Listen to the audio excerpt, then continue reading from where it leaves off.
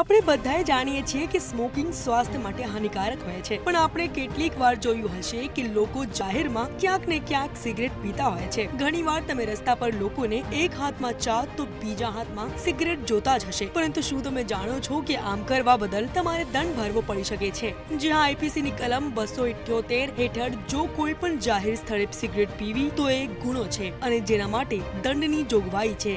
તમને જણાવી દઉં કે જો ભીડ વાળા રસ્તા પર અથવા જાહેર સ્થળે સિગરેટ પીવા બદલ તમને દંડ થઈ શકે છે. એના સિવાય જો તમે દંડ ના ભરો તો તમારે જેલ પણ જવું પડી શકે છે. હવે તમને જણાવી દઈએ કે તમે કઈક જગ્યાએ સિગરેટ નથી પી શકતા.